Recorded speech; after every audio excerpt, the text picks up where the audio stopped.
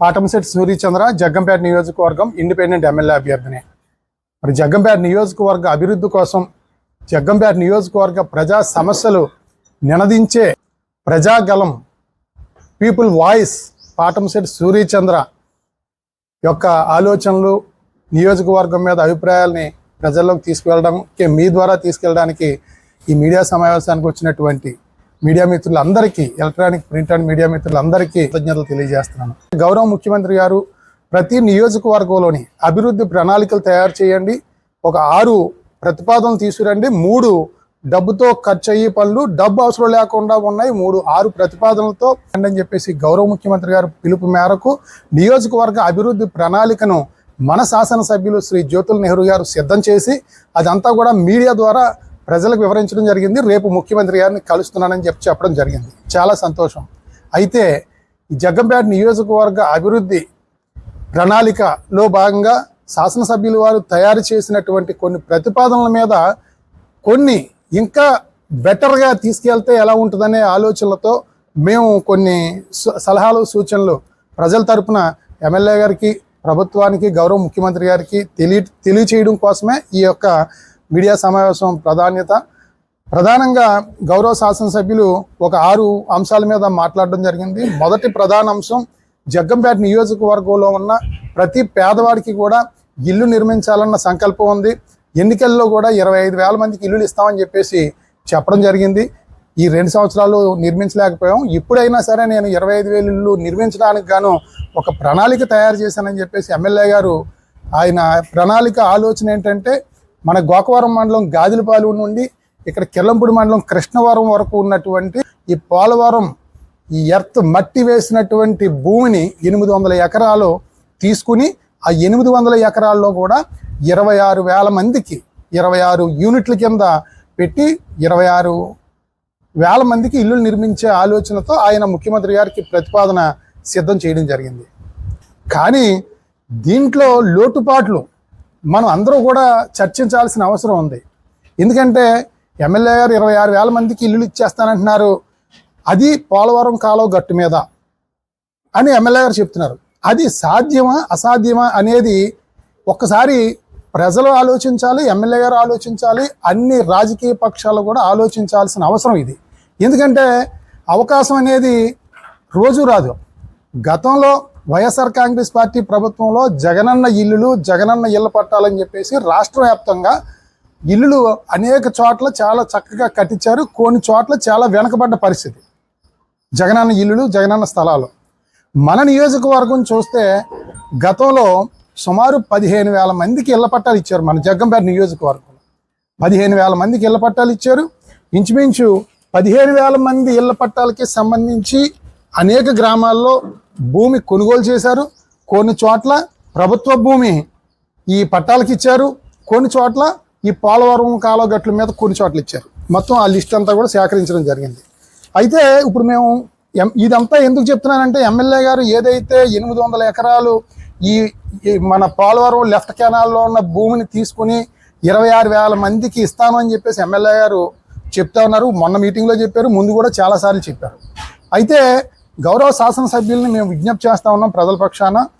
మరి గత వైఎస్ఆర్ కాంగ్రెస్ పార్టీ ప్రభుత్వంలో ఉప్పలపాడులో కానీ, మల్లేపల్లిలో కానీ, తాళ్ళూరులో కానీ, ఎల్లమిల్లి కానీ, నాయకంపల్లి కానీ అనేక గ్రామాల్లో పోలవరం కాలువ గట్టు మీద పట్టాలు ఇచ్చారు. ఇల్లులు కట్టుకోండి అక్కడ అని చెప్పేసి పట్టాలు ఇచ్చారు. అదే రకంగా ఆ సైట్ లెవెలింగ్లకి కోట్లాది రూపాయలు ప్రజాధనాన్ని ఖర్చు పెట్టారు. కానీ ఎక్కడైనా ఒక్క ఇల్లు అయినా సరే పోలవరం కాలువ గట్టు మీద కట్టారా? ఎమ్మెల్యే గారు ఒకసారి మీరు ఆలోచన చేయండి. పట్టాలు ఇళ్లలో ఉన్నాయి, అక్కడ స్థలం పోలవరం కాలువ గట్లు ఉన్నాయి, ఇల్లు కట్టలేదు. కోట్ల రూపాయలు మాత్రం ప్రజాధనం అక్కడ మట్టి సర్దినట్టు, తోలినట్టు, ఆ గొయ్యి తీసినట్టు, కప్పెట్టినట్టు కోట్లాది రూపాయలు ప్రజాధనాన్ని గత ప్రభుత్వంలో దోచుకు తిన్నారు. ఇది అందరికీ తెలిసిన వాస్తవం. మరి ఎందుకు అక్కడ కట్టలేదు? గతంలో కట్టలేదు. మళ్ళీ మీరు అదే పోలవరం కాలువ గట్టు మీద నేను 26,000 మందికి ఇల్లు ఇస్తానని మీరు అంటున్నారు. వాళ్ళకి మీకు తేడా ఏంటంటే వాళ్ళు పోలవరం కాలువ గట్టు మీద స్థలాలు ఇచ్చారు. మీరేం చెప్తున్నారంటే పోలవరం కాలువ గట్టు మీద ఉన్న మట్టి తీసేసి ఆ ఖాళీ భూమిలో స్థలాలు ఇస్తానని మీరు చెప్తున్నారు. ఇది మీ ఆలోచన కాదు, నాకు తెలిసి వచ్చి మీ అబ్బాయి నవీన్ గారు ఆలోచన అని చెప్పేసి నాకు అనిపిస్తుంది. ఎందుకంటే ఆల్రెడీ నవీన్ గారు ఈ పోలవరం కాలువ గట్టి మట్టి తోలకోలో బాగా రుచి మరిగారు. ఇంచుమించు అక్కడ గండేపల్లి మొరార్లో అయితే రోజుకి 200-300 లారీలు ఒక 10-15 మిషన్లతో ఇంచుమించు అనేక ప్రాంతాల్లో పోలవరం కాలువ గట్టు మీద నుంచి మట్టి తోలడం వల్ల లారీకి ఎంత వస్తుంది, రోజుకి ఎంత వస్తుంది, నెలకి ఎంత వస్తుంది, మొత్తం ఓవరాల్గా ఎన్ని కోట్ల రూపాయల ఆదాయం వస్తుందో నవీన్ గారికి బాగా ఆదాయం తెలుసు. నాన్నగారు పోలవరం కాలువ గట్టు మీద పెట్టండి, గట్టు మీద మట్టిని మనం సొమ్ము చేసుకోవచ్చు, ఆ స్థలాన్ని పేదలకు పట్టాల కింద ఇవ్వచ్చు అని చెప్పేసి మీ అబ్బాయి నవీన్ గారు ఆలోచన మీరు అమలు చేస్తున్నారు.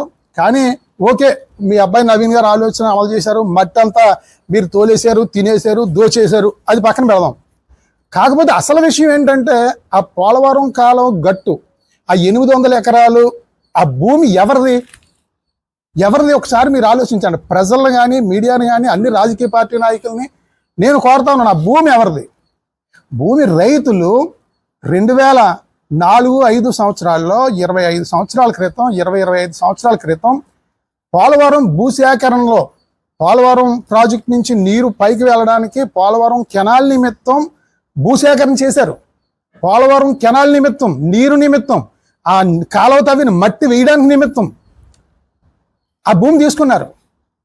ఆ భూమి తీసుకుని ఆ రోజు ఎకరానికి 1,50,000, 1,80,000, 2 లక్షలు, 2,50,000, 3 లక్షల లోపు, 1,50,000 పైన ఎకరానికి ముష్టేసినట్టు రైతులకి డబ్బు ఇవ్వడం జరిగింది. ఈరోజు పోలవరం పుష్కర కాలువల్లో భూములు కోల్పోయిన రైతులందరూ కూడా కూలి పనులకి వెళ్ళిపోతా ఉన్నారు. రైతులందరూ కూడా మరి వాళ్ళందరూ కూడా మరి ఇంచుమించు 2,000 నుంచి 3,000 మంది ఉన్నారు పోలవరం కెనాల్లో భూములు కోల్పోయిన రైతులు.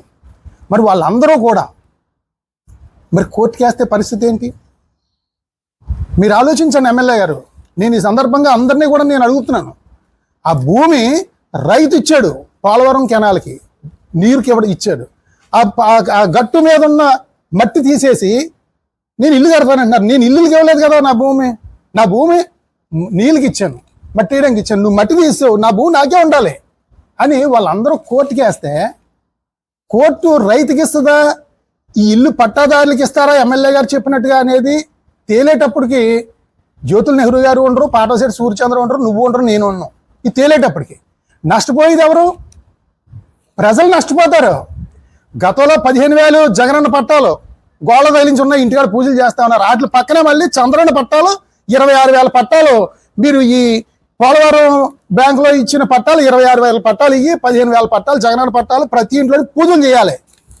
మీరు చేసే స్వార్థ రాజకీయాల వల్ల మీరు రైతు, నష్టపోయిన రైతు, ఆవేదనతో ఉన్న రైతు, కడుపు కాలిపోయి రగిలిపోతున్న రైతు కోర్టుకి వేస్తే కోర్టు ముందు స్టే ఇచ్చేస్తుంది. తీర్పు అటా ఇటా అన్నది తర్వాత విషయం. కోర్టు స్టే ఇస్తుంది, అది ఎప్పుడో సంవత్సరాలు పడుతుంది. అప్పటి వరకు మళ్ళీ 26,000 మందికి ఇల్లు లేవు.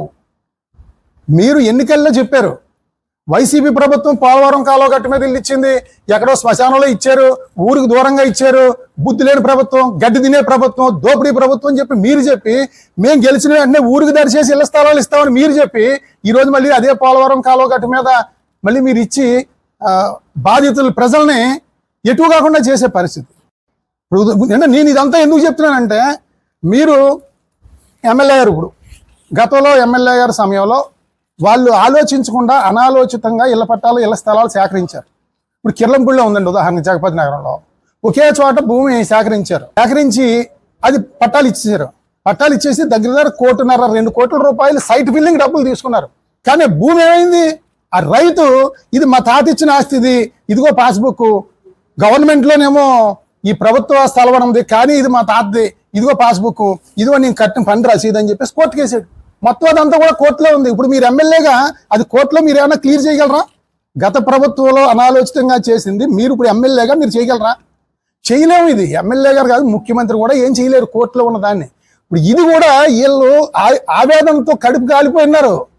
నా భూమి నాది, నా భూమి నేను నీరుకి ఇచ్చాను, పోలవరానికి ఇచ్చాను, ఇల్లుకి నేను ఇవ్వలేదు, ఇదిగో నేను భూసేకరణ చట్టంలో ఆ రోజు తీసుకున్నదాన్ని చూపించి కోర్టుకి వేస్తే ముందు స్టే వస్తుంది. ఈ 26,000 మందికి మళ్ళీ దిక్కులేని పరిస్థితి అయిపోద్ది. దయచేసి ఎమ్మెల్యే గారు మేము కోరేది ప్రజల పక్షాన, ప్రతి గ్రామంలోని గ్రామం దరిచేసి భూమి కొనండి. అది ఎకరం 40 లక్షల, 50 లక్షల, 70 లక్షల, 80 లక్షల, కోటి రూపాయలు అనేది మీరు కొనండి.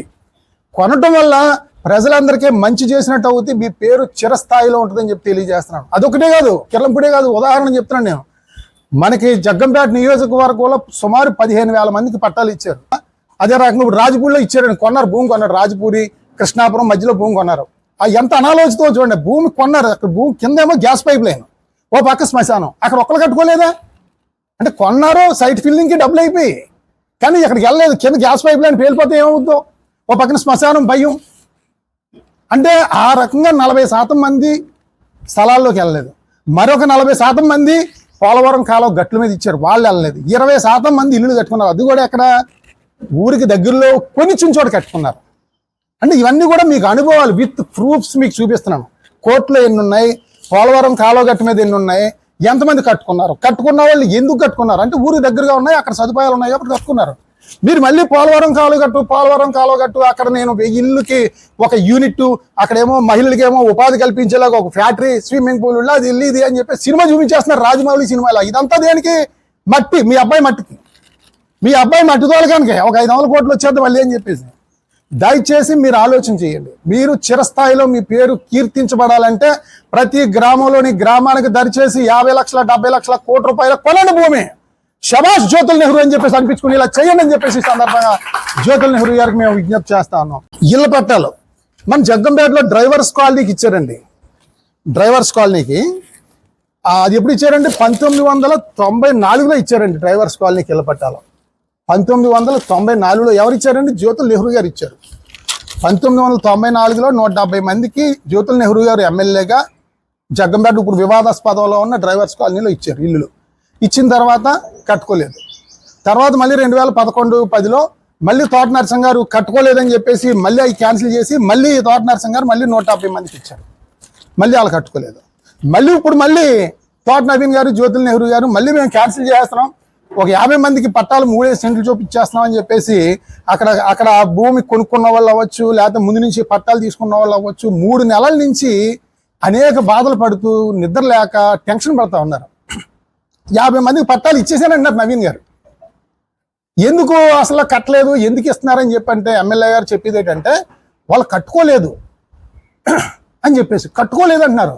అంటే నేను అప్పట్లో 1994-95లో జ్యోతుల్ నెహ్రూ గారు పట్టాలు ఇచ్చారు. తర్వాత 2010-11లో తోట నరసింహ గారు పట్టాలు ఇచ్చారు.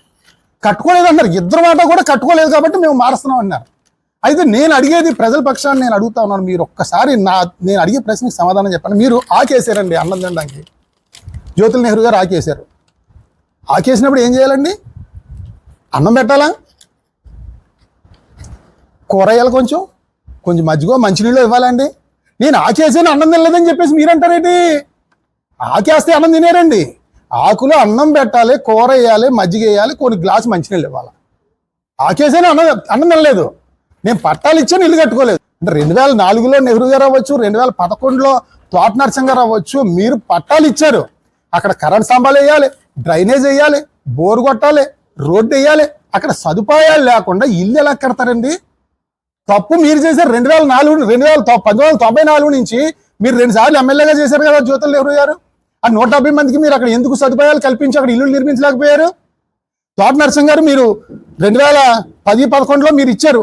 మరి మీరు తర్వాత ఎమ్మెల్యేగా, మంత్రిగా మీరు చేశారు, ఎంపీగా, మీరు ఎందుకు నిర్మించలేదు? ఈరోజు ఏంటంటే ఒకరి మీద ఒకరు వంతుళ్ళు. మా కార్యకర్తలు ఇల్లు పోతున్నాయి, కార్యకర్తల గురించి ఆలోచిస్తున్నారు తప్పించి మీ పట్టుదలలో పంతాల వల్ల పేదలు నడ్డి విరిచేస్తా ఉన్నారు. బ్రహ్మాండంగా ఉన్న స్థలాల్లో సదుపాయాలు కల్పించకపోతే ఇల్లు ఎవరు కడతారండి? మొన్న నవీన్ గారు చెప్తా ఉన్నారు, నేను 50 మందికి ఇచ్చేసాను పట్టాలు అంటున్నారు. ఈయన ఎవరండి ఇవ్వడానికి 50 మందికి పట్టాలు ఇవ్వాలంటే ఏం చేయాలండి? జగ్గంపేటలో ఎంతమంది ఉన్నారు? దగ్గర 1000 మంది ఒక్కొక్క గదిలోని అద్దింట్లోని మగ్గిపోతూ ఉన్నారు, పట్టాల కోసం ఎదురు చూస్తూ ఉన్నారు, ఇళ్ల కోసం. ఇంకా అందరి దగ్గర అప్లికేషన్లు తీసుకుని ఒక గ్రామ సభ పెట్టి నిజమైన లబ్ధిదారు ఎవడో, పూరిస్ట్ ఆఫ్ ది పూర్ ఎవడో, బాగా నిరుపేద ఎవడో, పేదల్లో నిరుపేద ఎవడో అన్నది ఎంక్వైరీ చేసి అప్పుడు పేదలకు ఇవ్వాలి పట్టాలు. ఈయనే మొత్తం పాత కట్ట క్యాన్సిల్ చేసాడట, ఈయనే పట్టా ఇచ్చేస్తున్నాడు నవీన్ గారు. అంటే ఎంఆర్ఓలు, ఎండిఓలు, ఆఫీసులు ఇవన్నీ అక్కర్లేదు. ఇంకా మీరు లెటర్ అంటే మీ లెటర్ పంపించండి, కావాలంటే మీ లెటర్ మీద రాసి పంపించండి, నరసింహ గారు నేను ఇచ్చేస్తాను అంటున్నాడు. ఈయనేదో పెద్ద జిల్లా కలెక్టర్ లాగా. దయచేసి నేను విజ్ఞప్తి చేస్తా ఉన్నాను, అధికారులు పనులు చేయనివ్వండి. అధికారులు కూడా మేము విజ్ఞప్తి చేస్తా ఉన్నాం. ఈ రకంగా ఒత్తిడి వల్ల తలొగ్గి దొంగ పట్టాలో తప్పుడు పనులు ఇవన్నీ చేస్తే తప్పనిసరిగా మీ ఉద్యోగాలకి సస్పెండ్ అయ్యే పరిస్థితి వస్తుంది. ఎందుకంటే మీరు ఎంతో కష్టపడి ఉన్నత చదువులు చదువుకుని ఉద్యోగాలు చేస్తూ ఉన్నారు. జగ్గంపేట నియోజకవర్గంలో ఏంటంటే ఒత్తిళ్ళు, బెదిరించడాలు, భయపెట్టాలు ఇవన్నీ కూడా ఎక్కువ అధికారులకి. కాబట్టి దయచేసి అధికారులు అప్రమత్తంగా ఉండాలని చెప్పేసి కోరుకుంటూ, మరి ఇదే ఇళ్ల స్థలాలకి గౌరవ ముఖ్యమంత్రి శ్రీ నారా చంద్రబాబు నాయుడు గారు 2016 ముందు కట్టుకున్న 2016 ముందు కొనుక్కున్నాయి కానీ అన్ని రకాలుగాను చిన్న ఆధారం ఉన్నా సరే వాళ్ళకి ఒక జీవో ఇస్తానో ఎవరో నిరుత్సాహపడద్దు అని రాష్ట్ర వ్యాప్తంగా ఒక మంచి నిర్ణయం ప్రకటించారు.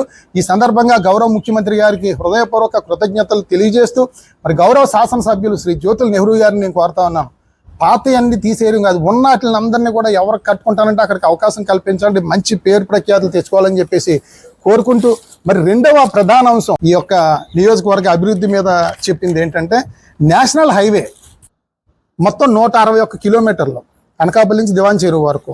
ఈ 161 కిలోమీటర్లు 10,230 కోట్ల రూపాయలతో 6 లైన్ చేస్తా ఉన్నారు కేంద్ర ప్రభుత్వం.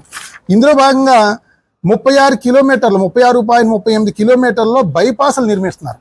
ఈ బైపాసులు ఎక్కడంటే జగ్గంపేట 10 కిలోమీటర్లు 10 కిలోమీటర్లు సుమారు, ఎర్రవరం వద్ద 3 కిలోమీటర్లు, తుని వద్ద 11 కిలోమీటర్లు, నక్కపల్లి వద్ద 3.5 కిలోమీటర్లు, కసింకోట అనకాపల్లి దగ్గర 8 కిలోమీటర్లు, మొత్తం 5 బైపాసులు వస్తూ ఉన్నాయి. ఇందులో భాగంగా మన జగ్గంపేట నియోజకవర్గానికి వచ్చి జగ్గంపేట మన బూరుగుపూడి దాటిన తర్వాత ఇక్కడ బైపాస్ స్టార్ట్ అవుద్ది. మల్లేపల్లి ఎంట్రన్స్లో బైపాస్ ఎండ్ అవుద్ది.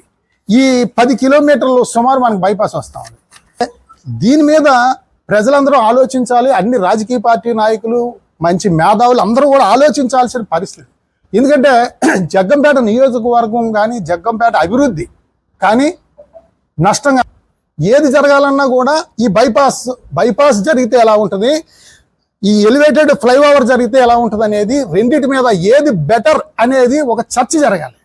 ఆ చర్చ లేకుండా ఎవరితోని ఆలోచించకుండా ఏకపక్ష నిర్ణయంతో గౌరవ శాసనసభ్యులు ఆల్రెడీ నితిన్ గడ్కరీ గారిని, కేంద్ర మంత్రి గారిని, నేషనల్ హైవే చైర్మన్ గారి దగ్గరికి వెళ్ళి మా జగ్గంపేటకి బైపాస్ వద్దు, మాకు ఎలివేటెడ్ క్యారిడార్ ఇవ్వండి అని చెప్పేసి ఆయన ప్రయత్నం విపరీతంగా చేస్తూ ఉన్నారు.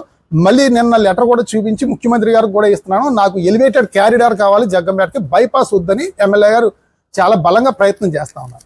ఎమ్మెల్యే గారు చేసే బలమైన ప్రయత్నం మంచిదా కాదా అనేది ఒక్కసారి ప్రజలందరూ ఆలోచన చేయాలి. ఇప్పుడు ఫస్ట్లో సింగిల్ లైన్ ఉండేది నేషనల్ హైవే, తర్వాత డబల్ లైన్, తర్వాత 4 లైన్, ఇప్పుడు 6 లైన్. ఎందుకు అయిందండి? జనాభా పెరుగుతూ ఉన్నారు, వాహన రద్దీ పెరుగుతూ ఉంది, యాక్సిడెంట్లు విపరీతంగా అవుతూ ఉన్నాయి. మరి రవాణా సదుపాయం కల్పించాలి, యాక్సిడెంట్లు తగ్గించాలన్న ఉద్దేశంతో కేంద్ర ప్రభుత్వం నేషనల్ హైవే విస్తరణ కార్యక్రమం జరుగుద్ది. ఇది మొత్తం ఆల్రెడీ ఇది మన జగ్గంపేట ఒక్కటే కాదు బైపాస్ రావడం, అనకాపల్లి నుంచి దివాన్ చెరువు వరకు 5 బైపాస్లు వస్తూ ఉన్నాయి. అయితే శాసనసభ్యులు నెహ్రూ గారు ఏంటంటే వారు చెప్పేది ఈ బైపాస్ వెళ్ళడం వల్ల 800 ఎకరాల భూమి పోతుంది అని 2 మీటింగుల్లో చెప్పారు.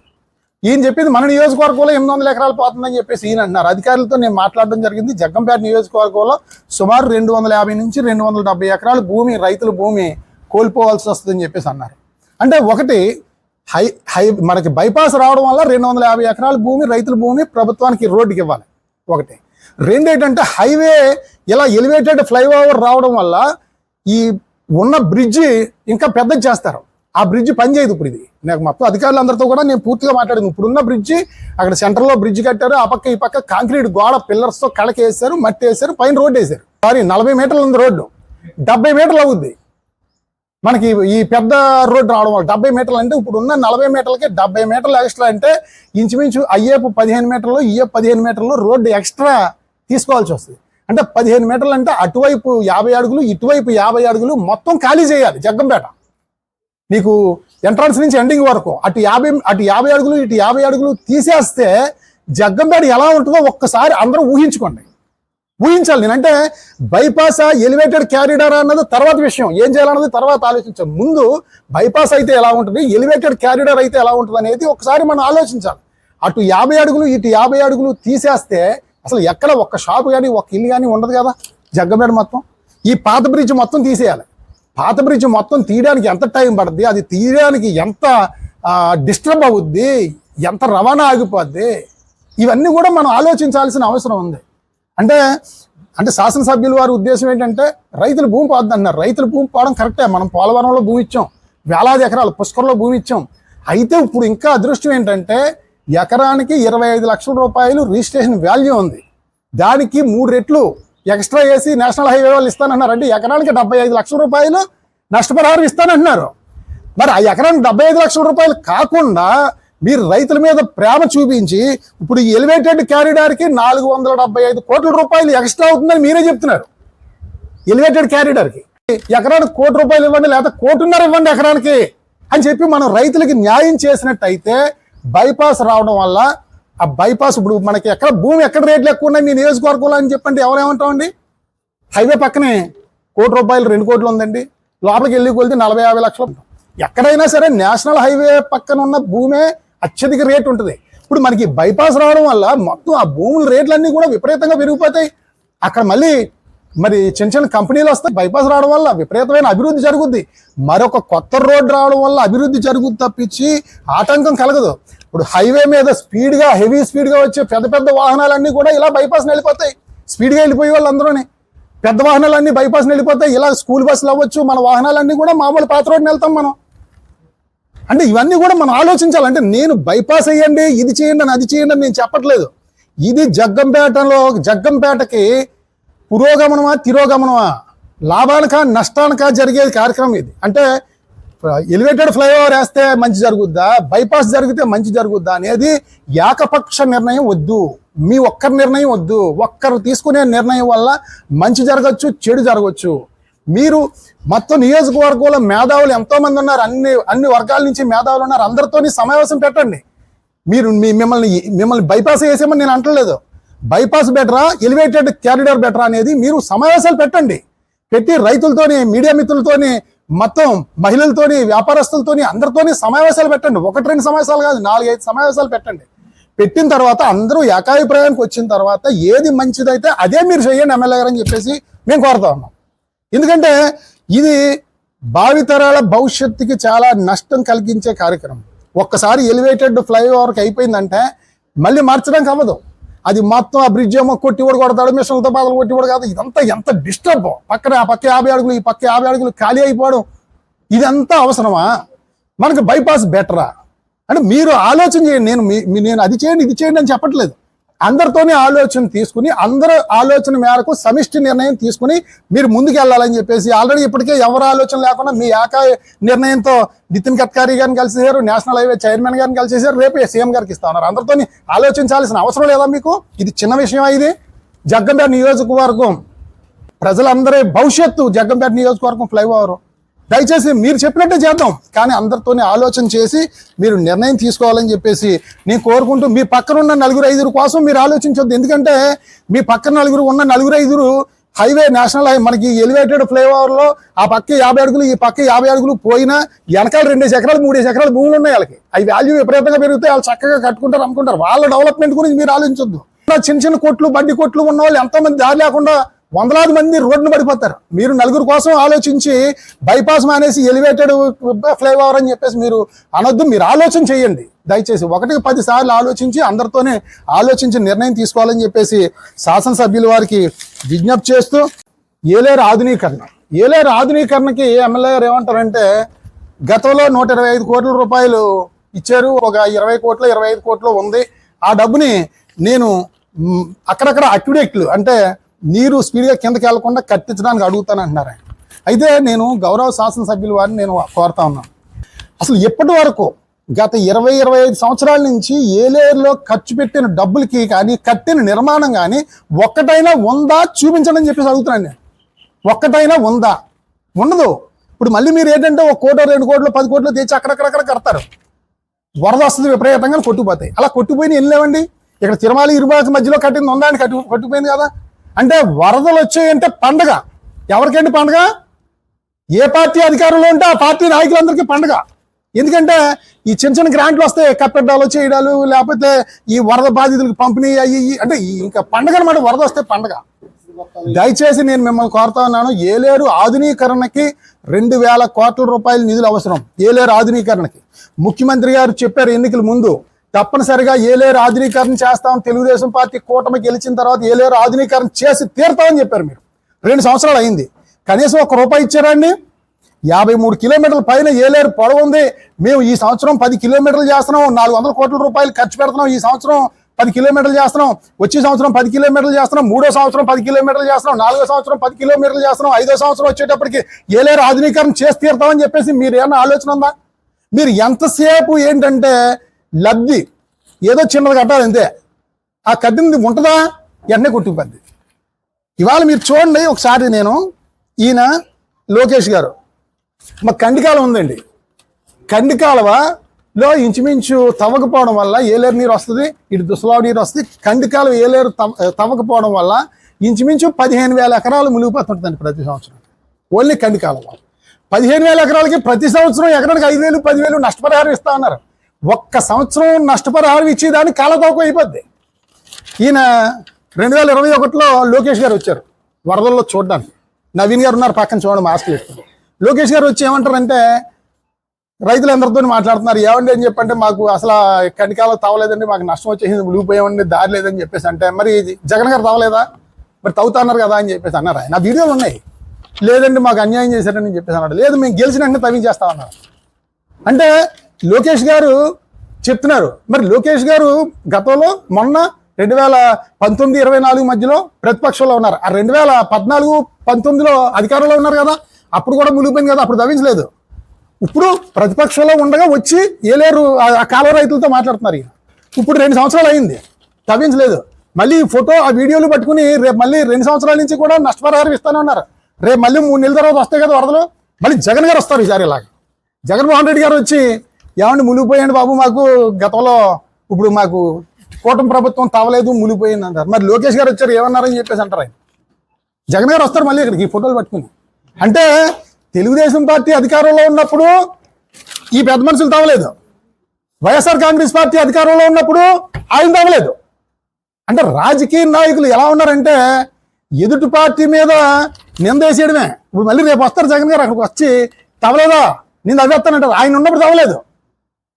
అంటే ఈ రకమైన వాదార్పులు ఈ వద్దు మాకు. రైతులకు కావాల్సింది కాలువలు తవ్వండి, ఏలేరు ఆధునీకరణ చేయండి. నియోజకవర్గంలో ఈ రోజు అవినీతి ఎంత జరుగుతూ ఉందంటే, నేను ముందే చెప్పాను మొన్న ఒకసారి ప్రెస్ మీట్ పెట్టినప్పుడు, 200 కోట్ల రూపాయలు దోచుకు తినేశారు జ్యోతుల నెహ్రూ గారు, నవీన్ గారు. నేను సాక్ష్యాలతో సహా నిరూపిస్తానని చెప్పేసి నేను చెప్పడం జరిగింది. సాక్ష్యాలతో సహా విత్ ప్రూఫ్స్ నిరూపిస్తాను. నేను నిరూపించలేకపోతే నేను అక్కడ జగ్గంపేట సెంటర్లోకి వచ్చి మీ పాదాలు పట్టుకుని నన్ను క్షమించండి అని చెప్పి అడుగుతాను. నేను నిరూపిస్తే తిరిగి డబ్బు కట్టండి. నన్ను రెస్పాన్స్ లేదా? వాళ్ళతోని వీళ్ళతోని అబ్బాయి గతంలో వైసీపీ వాళ్ళు తవ్వేసింది కూడా మా మీద పెడతారా అన్నారు. వైసీపీ వాళ్ళు తవ్వేసింది ఎవరు తీసుకోవాలి చర్య? నెహ్రూ గారు చూడాలి. వైసీపీ వాళ్ళు తవ్వేశారు ఎంత అని చెప్పేసి ఎంక్వైరీ పెట్టి వాళ్ళతో కూడా కట్టించాలి. వాళ్ళతో కూడా కట్టించాలి నెహ్రూ గారు. వైసీపీ వాళ్ళు తవ్వేశారు కదా, నేను తవ్వేస్తానన్నారు. మొన్న మీటింగ్లో కూడా జగ్గపేట అధికారుల మీటింగ్లో కూడా అన్నారు. ఆయన ఏమన్నారంటే, మా కార్యకర్తలు అందరూ తవ్వేస్తున్నారు, రాజేశ్వర గారు మట్టి తోలేస్తున్నారండి, మీకు అప్పుడప్పుడు ఫోన్ చేస్తున్నాను, మా వాళ్ళు అందరూ తవ్వుతున్నారు, రాజేశ్వర గారు కొంచెం చూసి చూడనట్టు వెళ్ళాలని చెప్పేసి ఈ రాజేశ్వర గారు చెప్తున్నాను. నేను ఏరే బాబు తవ్వకన్నా మనకు చెడ్డ పేరు వచ్చేస్తుందని చెప్పేసి అంటే, అలా కాదండి గతంలో వైసీపీ వాళ్ళు తోలేశారు కదండి, మనం తోలుకోకపోతే ఎలాగని చెప్పేసి మా కార్యకర్తలు అన్నారని చెప్పేసి ఎమ్మెల్యే గారు అంటున్నారు. అంటే తొలిది ఎవరండి? నవీన్ గారు, నెహ్రూ గారు కలిపి ఉమ్మడిగా కోట్లాది రూపాయలు డబ్బు మీరు తోలేస్తూ ఉండి అవినీతి చేస్తూ ఉంటే మళ్ళీ మీ కార్యకర్తలు పాపం వాళ్ళ మీద అండి, మా కార్యకర్తలు తోలేస్తున్నారు పట్టించుకోకండి అని చెప్తున్నాను నేనని చెప్పంటారా మీరు? సాక్షాత్తు జ్యోతుల నవీన్ ఆధ్వర్యంలో అవినీతి మట్టి తోలుతూ ఉన్నారు. కాదని చెప్పమనండి. కాదు నా ప్రమేయం లేదు ఎమ్మెల్యే గారు చెప్పమనండి, రమ్మనండి ఎమ్మెల్యే గారిని రమ్మనండి, నేను తీసుకెళ్తాను. మరి ఎమ్మెల్యే గారు ఆఫ్ చేయాలి కదండి. ఈ సందర్భంగా జగ్గంపేట నియోజకవర్గ ప్రజలందరికీ కూడా నేను చేతులు జోడించి నేను కోరుతా ఉన్నాను, అవినీతి ఆఫ్ చేయాల్సిన బాధ్యత మనమే. ఎందుకంటే మట్టి తోలేస్తున్నారో, పెద్ద పెద్ద లారీలతో తోలేస్తున్నారో, దోచేస్తున్నారో మంద కాదు కదా అని మీరు అనుకోవద్దు. ప్రజలకి ఈ సందర్భంగా నేను ప్రజలకి, నాయకులకి, మీడియా ద్వారా నేను చెప్పేది, ఈ యొక్క అక్రమ అవినీతి మట్టి తోలకం అంతా కూడా మనది కాదు కదా అని ఎవరు భావించొద్దు. మనదే, ఆ మట్టి మనదే, ఆస్తి మనదే. పంది కొక్కుల్లాగా దోచు తినేస్తున్నారు, దీన్ని ఆఫ్ చేయాల్సిన బాధ్యత మనదే. ఎందుకు చెప్తా ఉన్నానంటే, ఒకసారి చూడండి, గవర్నమెంట్ మీకు ఈ విలేకరులు కూడా తీసుకొచ్చేది నంబర్ 255/2/8/2001లో ఒక జీవో ఇచ్చింది. జీవో ఏంటంటే ప్రతి గ్రామంలో ఉన్నటువంటి మట్టి కానీ ఇసుక కానీ గ్రావెల్ కానీ తరలించే ప్రతి దానికి కూడా ప్రభుత్వానికి సీనరేజ్ కట్టాలి. ఆ కట్టే సీనరేజ్ నుండి ఆ గ్రామానికి 25% ఇవ్వాలి, మండలానికి 50% ఇవ్వాలి, జిల్లా పరిషత్కి 25% ఇవ్వాలి, 100% నిధులు స్థానికంగానే ఉపయోగించాలని చెప్పేసి జీవో ఇచ్చారు. వీళ్ళు ఇంచుమించు ఈ తోలేసేదంతా కూడా వీళ్ళు పందికొక్కుల్లాగా దోచుకు తినేస్తున్నారు. కాదు, అది మన డబ్బు. ఇప్పుడు ఉదాహరణకి మావిడాడు ఉందండి, మావిడాడులో 100 కోట్ల రూపాయలు మట్టి తోలేరు.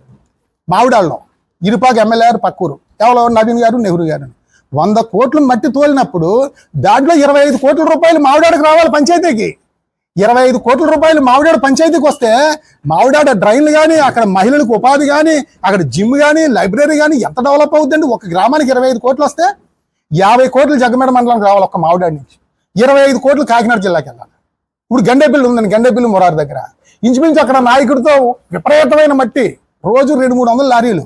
అక్కడ గండేపల్లి మురారికి దగ్గర ఒక 50 కోట్ల రూపాయలు పంచాయతీ ఆదాయం వచ్చి ఉండాలి, ఒక 100 కోట్లు గండేపల్లి మండలానికి వచ్చి ఉండాలి, 25 కోట్లు జిల్లా పరిషత్కి వెళ్తాయి. అదే రకంగా ఇప్పుడు సూరంపాలెం మెట్ట ఉంది, ఇంచుమించు సూరంపాలెంకి అక్కడ రామేశ్పేటకి మరి ఇంచుమించు 50 కోట్ల రూపాయలు అక్కడ పంచాయతీ నిధులు రావాలి. గండేపల్లి మండలానికి దాని నిమిత్తం ఒక 100 కోట్లు రావాలి, జిల్లా పరిషత్కి ఒక 50 కోట్లు. అంటే ఇవన్నీ నేను ఎందుకు చెప్తా ఉన్నానంటే ప్రజలకి మన డబ్బు మన ఆస్తి వాళ్ళు తరలించిపోతా ఉన్నారు. అది ప్రభుత్వానికి కడితే మళ్ళీ మనకే వస్తుంది. ప్రతి ఒక్కరూ కూడా ప్రశ్నించాలి. ఇవాళ జగ్గంపేట నియోజకవర్గంలో మరి నాయకులందరూ ఏం చెప్తారంటే జగ్గంపేట నియోజకవర్గం అన్ని రకాలుగాను వెనకబడ్డ నియోజకవర్గం, మా నియోజకవర్గం మెరక, నీరు లేదు, మా నియోజకవర్గానికి ఫ్యాక్టరీలు లేవు, కంపెనీలు లేవు, ఆదాయాలు లేవు అని చెప్పేసి అంటారు. ఇప్పుడు నాలాంటి కొత్తగా వచ్చి నియోజకవర్గం వెనకబడిపోయిందంటే అనుకోవచ్చు. మీరు 4-5 సార్లు పదవులు చేశారు కదా. అంటే నియోజకవర్గం వెనకబడిపోవడానికి ప్రధాన కారణం ఒకటే, వీళ్ళు అభివృద్ధిలో విభేదాలు తెచ్చుకుంటారు, అభివృద్ధిలో సహకరించుకోరు, ఒక్కొక్కరు అవినీతిలో సహకరించుకుంటున్నారు, ఒకటైపోతున్నారు అవినీతిలో. ఇప్పుడు ఉదాహరణకు మట్టి తోలేస్తున్నారండి. ఈ ఎవరైతే ప్రశ్నించాలో వైసీపీలో ఉన్న నాయకులు వాళ్ళ బాధ్యత ఉంది కదా. ఏమయ్యా మమ్మల్ని అప్పుడు అన్నావు కదా, నువ్వు ఎందుకు తోలుతున్నావు అని చెప్పేసి ఎవరైనా వచ్చారండి నాయకులు, వైసీపీ నాయకులు? ఎందుకు రాకపోవాలి మీరు? ఎందుకు రాకపోవాలి అంటే మీలో మీరు పనిచేసుకుంటున్నారు. నేను అడుగుతా ఉన్నాను, ఇప్పుడు ఇవాళ నియోజకవర్గంలో రాష్ట్ర వ్యాప్తంగా హౌసింగ్ కాలనీ ఇల్లులు రాష్ట్ర వ్యాప్తంగా అతి తక్కువ నిర్మించింది మన జగ్గంపేట నియోజకవర్గంలోనే. అతి తక్కువ రాష్ట్ర వ్యాప్తంగా రమ్మని నేను చెప్తాను. ఎందుకు జరిగిందండి ఇలాగా? ఎందుకు జరిగింది? ప్రతిపక్షం బలంగా నిలబడకపోవడం వల్ల. అంటే అందరూ ఈ నాయకులు ఏమనుకుంటారంటే నువ్వు గెలిచావు కదా, నువ్వు చేసుకో, నువ్వు తినేస్తావా తినే, నీ ఇష్టం, నువ్వు గెలిచావు ఈసారి తినే, నువ్వు చేసుకో. అది కాదు రాజకీయం. అధికార పార్టీకి అధికార ఎమ్మెల్యేకి మంచి పనుల విషయంలో సహకరించాలి. నియోజకవర్గ అభివృద్ధి విషయంలో వాళ్ళు చేసే అవినీతి కానీ తప్పు పనులు కానీ కడిగేయాలి, ప్రశ్నించాలి. అందరూ ఎదురు తిరుగుతారేమో అని చెప్పేసి తప్పు చేయడానికి భయపడిలా చేయాలి. ఇప్పుడు మన జగ్గంపేట డ్రైవర్స్ కాలనీ ఇళ్ల పట్టాలు ఏం చేశారు? అన్ని రాజకీయ పార్టీలు మాట్లాడాం, అందరూ బలంగా తిరగబడ్డాం, పక్కన మాట్లాడి కూరుకున్నారే. అదే రకంగా ఇప్పుడు మట్టి తోలకం విషయం కానీ, ఇప్పుడు ఈ నేషనల్ హైవే విషయం కానీ, మరి ఇల్లు స్థలాల విషయం కానీ ఇప్పుడున్న ప్రతిపక్ష నాయకులు అందరూ మాట్లాడాలి, ప్రతి ఒక్కరు మాట్లాడాలి, మంచా చెడా విశ్లేషణ చేయాలి. గతంలో నెహ్రూ గారు మాట్లాడుంటే మరి ఇల్లు స్థలాలు అంత దారుణంగా అయిపోవు. ఎందుకు? ఇక్కడ ఈ శ్మశానం ఉంది, ఇక్కడ పైప్ లైన్ ఉంది, ఇక్కడ కాదు వేరే చోట కట్టండి అని చెప్పేసి ఒక మాట చెప్పాలి కదా ఆయన. లేకపోతే అక్కడ ఏదో ఈ కోర్టులో ఉండి స్థలం ఎందుకు వేరే ఈ ఊరు దర్చేసి కొనండి అని చెప్పాలి కదా. అంటే ఎందుకు చెప్పాలని నేను అంటున్నానంటే, నేను ఓడిపోయి నేను ఎందుకు చెప్పాలి? గెలిచినోడు ఇష్టం అనుకోవచ్చు, దానికి లేదు. ఓడిపోయి నేను చెప్పను అని చెప్పండి కుదరదు. ఇప్పుడు నాకు 12,531 కోట్లు వచ్చాయి, నాకు 12,531 మంది ఓట్లు వేశారు కాబట్టి నా వాయిస్, నా గలం నేను వినిపిస్తా ఉన్నాను.